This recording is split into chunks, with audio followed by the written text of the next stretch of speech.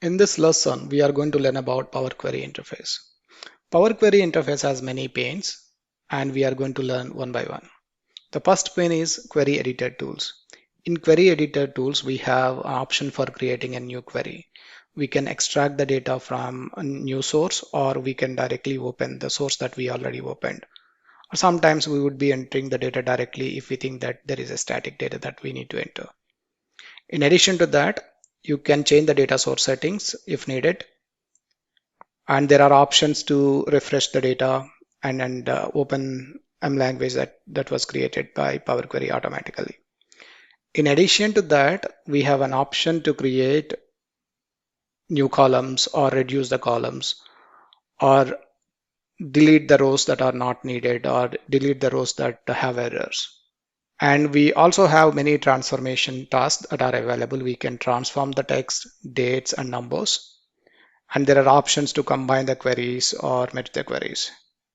The next pane is query name pane, where we would be seeing the query name. Typically what happens is whenever we connect to the data source and import the data source, we are going to import the data source with a technical name. And we would be changing the technical name into plain English name so that it is easy to understand the purpose of the query. The third menu that we can see is that queries pane on the left side. In the queries pane, we will be seeing all the queries that were imported into this Power BI file.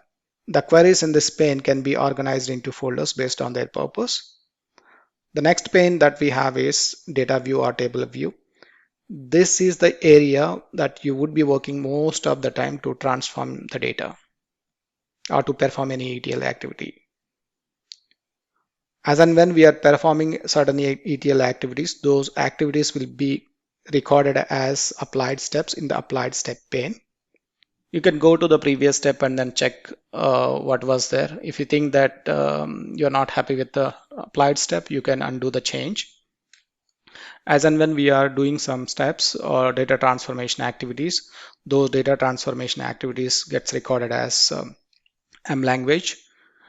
You don't need to be worried about M language. It's a Microsoft proprietary language and it gets generated automatically. But if you can understand, it's well and good. You can see that one in M language in formula bar. With this context, let's get into the system and then deep dive.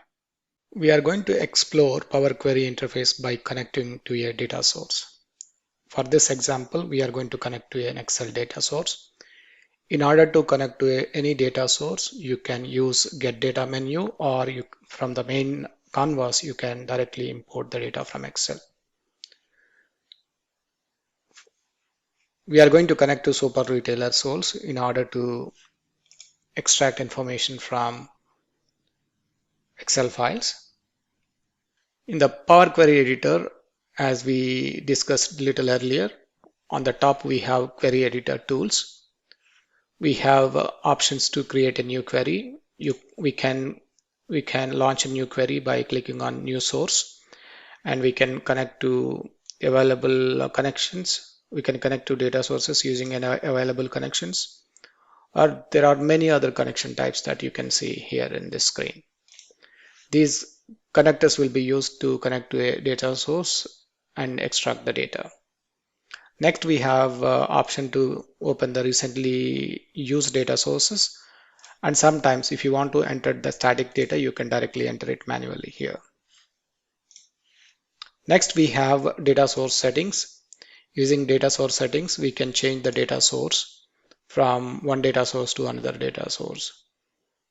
Let's say you have connected to quality environment, and if you want to change the connection to connect to production environment, you can change that setting here. The next, we have advanced query editor option, where we can see all the M language that has been generated so far. This is one of the cool feature. You don't need to worry about or understand the M language. This language will be auto generated by Power Query. And we have options to refresh this particular view or all the queries in this particular Power BI file. Then we have some options to manage columns, where we would be removing the columns if they are not needed. And we also have the options to reduce the columns. Primarily, we would be using these options to remove the errors empty values or duplicates. And then we have a transform tab where we would be using this one to transform numbers, text, and dates.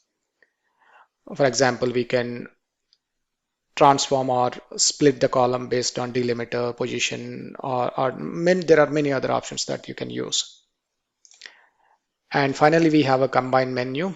Using combine menu, we can append two queries or stack up two queries, or we can merge two queries. It will be like a SQL join. We can use those options also. We will be using all these options in the later lessons. Using transform tab, we can transform the text, or we can transform the numbers, or we can transform the dates. In addition to that, we have other options, like we have an option to pivot the column or unpivot the columns. Basically, we would be using these options to convert the lengthier data into wider data and vice versa. There are options to replace certain values or fill values. And there are options to count the number of rows, or reverse the rows, or transpose the data from one dimension to another dimension. And there are many more options in the transform tab. The next one is add columns. In the add columns tab, you would be seeing most of the options that you saw in the previous menu transform, like transforming text, transforming numbers and dates.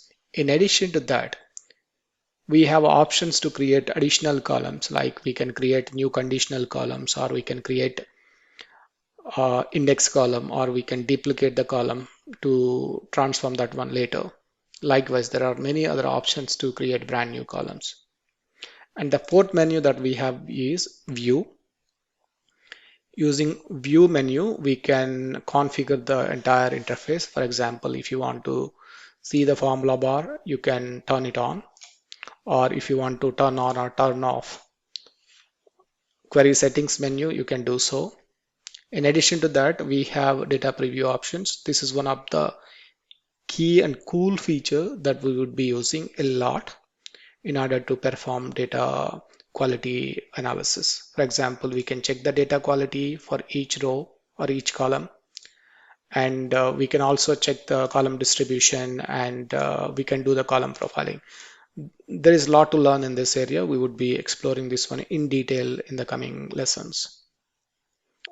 We would be using tools menu to perform diagnosis on the Power Query performance.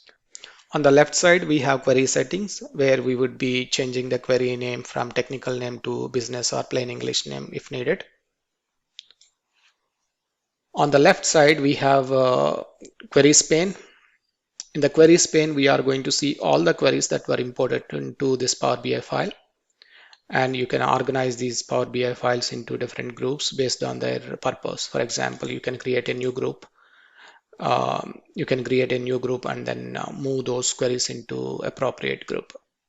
In addition to that, you can also change certain parameters related to query. We can influence the data loading behavior and refresh behavior, which we would be learning little later.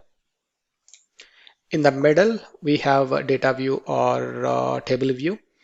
This is the view where we would be working most of the times to perform data transformation activities. Using this view, we can add a new column, or we can delete the column, we can rename the column, or we can change the data type of the columns, and we can do plethora of activities in this menu.